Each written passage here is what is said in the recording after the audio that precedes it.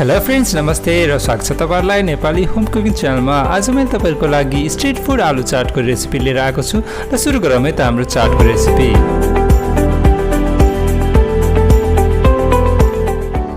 इन्ग्रेडिएन्ट्सहरुमा मैले यहाँ 5 वटा मिडियम साइजको उसिनेको आलु लिएको छु। त्यसपछि धनिया, प्याज, टमाटर, भुजिया, दही, लेमन जुस, हरियो खुर्सानी, अनार, green chilli sauce, tomato sauce, नुन, रातो खुर्सानी, चाट मसला, आमचुर पाउडर, जीरा पाउडर र बिरे नुन। अब यो आलुलाई हामीले फ्राई गर्नुपर्ने हुन्छ। त्यसको लागि मैले ग्यास अन गरेर कडाई चढाएँ। कडाईमा मैले कुकिङ ओइल हाले, कुनै पनि खाने तेल हाल्न सक्नुहुनेछ। र यो तेल तातिसकेपछि मैले यो आलु यसमा खन्याएँ। तपाईहरुले आलुलाई एकछिन फ्राई गर्नुहोला। 2 मिनेट जति फ्राई गरे पुग्छ। आलुलाई चाहिँ धेरै नचलाउनु होला। धेरै चलाउनु भयो भने आलु फुट्ने डर हुन्छ। अब हाम्रो यो आलु अलिअलि फ्राई भइसकेको छ र यसलाई अब हामीले यो ठुलो बलमा निकाल्यौं। त्यसपछि अब एक एक गरेर सबै इन्ग्रेडिएन्ट्स हामी राख्छौं। यदि तपाईहरुले मेरो च्यानललाई सब्स्क्राइब गर्नुभएको छैन भने मेरो च्यानललाई तल गएर रातो बटनलाई प्रेस गरेर सब्स्क्राइब पनि गरिदिनु होला। र यदि तपाईहरुलाई यो भिडियो राम्रो लागिरहेछ भने यो भिडियोलाई लाइक र शेयर गर्न चाहिँ नबिर्सिनु होला। यो आलु चाटको रेसिपीमा इन्ग्रेडिएन्ट्सहरु धेरै छ, तर इन्ग्रेडिएन्ट्सहरु चाहिँ कमन नै मैले लिएको छु।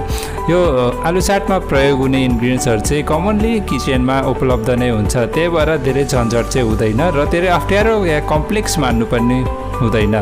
तपाईहरुले यो रेसिपी घरमा सजिलैसँग बनाउन सक्नुहुनेछ। 5 मिनेटमै तयार गर्न सक्नुहुनेछ। यदि तपाईहरुलाई छोला या समोसा चाटको रेसिपी हेर्नु छ भने माथि कार्डमा र तल डिस्क्रिप्सनमा पनि म लिंक हाल्दिन्छु। तपाईहरुले गएर हेर्न सक्नुहुनेछ। अब मैले एक एक गरेर सबै इन्ग्रेडिएन्ट्सहरु हालिसकेको छु। अब यसपछि हामीले यो सबै मिक्स गर्नुपर्ने हुन्छ। यो मिक्स गर्नलाई मैले यो चम्चा लिए, जो चम्चाले मिक्स गरिरहेको छु। यसले थरोली राम्रोसँग मिक्स गर्नु होला। र तपाईहरुले यो चाटमा यदि तपाईहरुसँग इमली छ भने इमलीको रस पनि हाल्न सक्नुहुनेछ। अब हाम्रो यो चाट रेडी भइसकेको छ।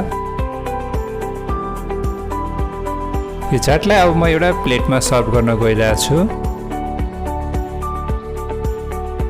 हेर्नुस् त हाम्रो यो आलु चाट कति राम्रो र टेस्टी बनेर रेडी भएको छ। यो आलु चाट हेर्दै खाम लाग्दो भइसकेको छ, लोभ लाग्दो बनेको छ।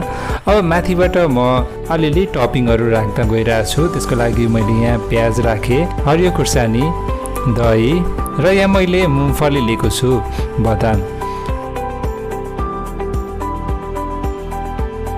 त्यसपछि मैले माथिबाट भुजिया राखे।